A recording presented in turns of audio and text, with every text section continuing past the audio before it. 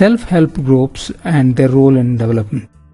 Self-help groups are playing an important role along with non-governmental organizations, that is NGOs in India these days.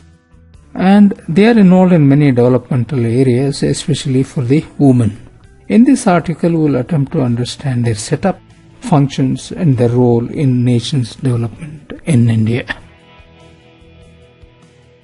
Now let us start with what is self-help group. In a formal sense, self-help groups are informal associations of people who choose to come together, and the idea is to find ways to improve their living conditions. They help build a social capital among the poor, especially the women. The most important functions of a self-help groups are A. To encourage and motivate members to save, B. To persuade them to make collective plan for generation of additional income, and C. To act as a conduit for a formal banking services to reach them. This is an overall summation in a formal manner about the self-help group. Now, these self-help groups work as a collective guarantee system for members who propose to borrow from organized sources. Consequently, self-help groups have emerged as the most effective mechanism for delivery of microfinance services to the poor. The range of financial services may include products such as deposits, loans, money transfer, and also insurance. Now let us see what are the guiding principles for the formation of self-help groups, that is SHGs. There is a strong belief, first of all, there is a strong belief by the individuals who are involved in the self-help group formation, that is to bring about change through collective efforts. And effort is built on a mutual trust and mutual support. Every individual is equal and responsible. Every individual is committed to the cause of the group, and the decision is based on the principle of consensus, and there is a belief and commitment by an individual that, and finally, savings is the foundation on which to build the group, that is a self-help group for collective action. Now let us understand what are the main features of a self-help group. The term self-help group or SHG can be used to describe a wide range of financial and non-financial associations. In India, they have formed accumulating saving and credit association with the banking of the agencies, NGOs or banks. However, a distinction can be made between different types of self-help group according to their origin and sources of funds, and several self-help groups have been carved out of larger groups, and they are formed under a pre-existing NGO, that is non-governmental organization programs, for example, for thrift and credit or more broad-based activities. Some have been promoted by NGOs themselves within the parameters of the bank linkage schemes, but they are part of an integrated development program. Others have been promoted by banks themselves and the district rural development agencies, that is DRDAs. Still others have been formed as a component of various physical and social infrastructure projects. Now let us identify some characteristic features of the self-help groups. Number one is a self-help group is generally an economically homogeneous group which is formed through a process of self-election, and it is based upon the affinity of its members. Secondly, most self-help groups are women's groups with memberships ranging between 10 to 20. Third, self-help groups have well-defined rules and bylaws, and they hold regular meetings and maintain records and savings and credit discipline as well. Self-help groups further are self-managed institutions, and they are characterized by a participatory and collective decision-making process. With this background, the self-help group have many areas of strength which help them to function for attaining their developmental objectives. The strengths of the self-help may be categorized in the following manner. Group members usually create a common fund by contributing their small savings on a regular basis. Groups manage pooled resources in a democratic way. They consider loan requests, and loans are dispersed by purpose. However, the rates of interest vary from group to group and the purpose of loan. Interest rates are higher than that of the banks but lower than the money lenders. The average deposit and loan size of self-help group account is larger than the individual accounts under the priority sector. Bank transactions cost of dealing with self-help group is lower than that of the individual borrowers. The rate of growth of credit absorption of self-help group is much higher than individual borrowers under the priority sector.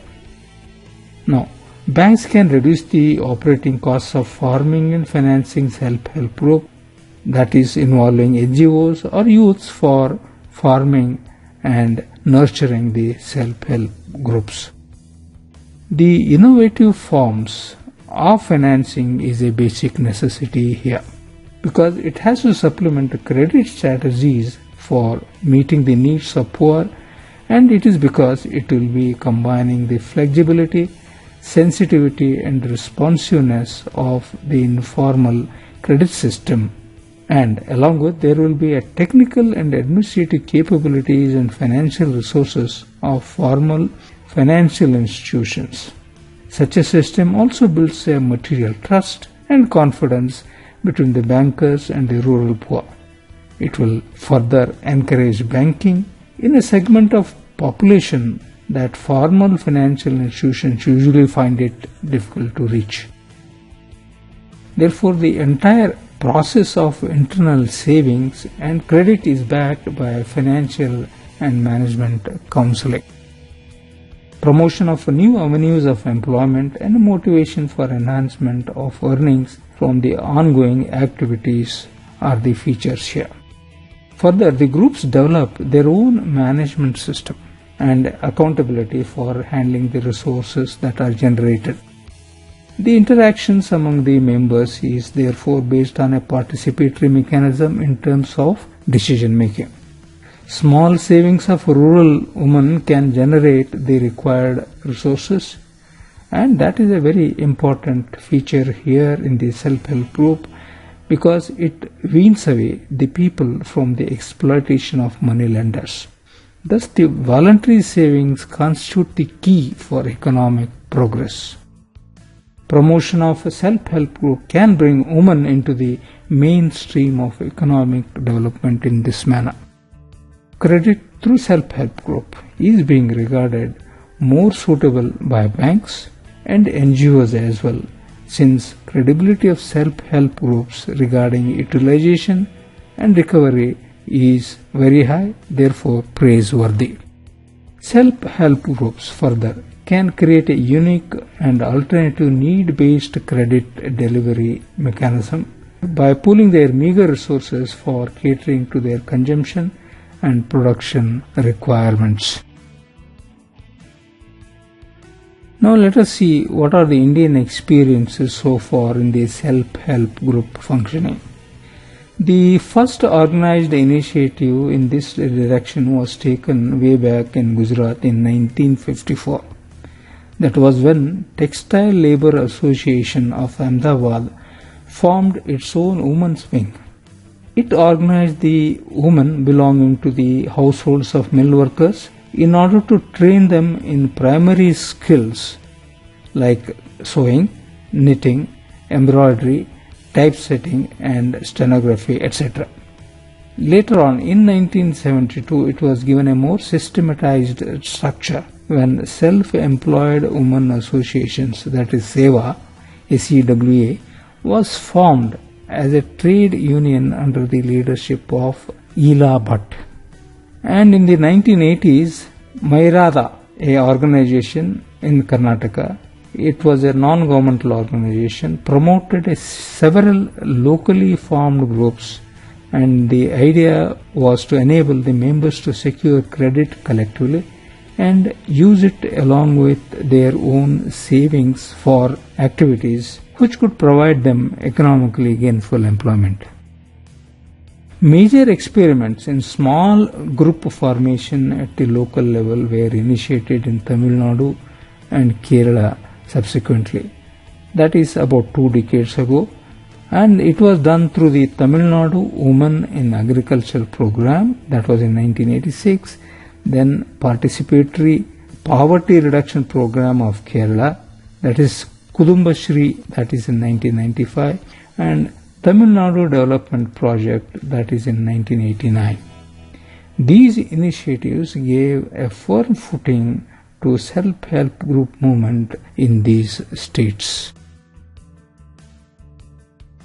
NABARD, which is the apex banking body for the agriculture development, has been playing a vital role in the self-help group development.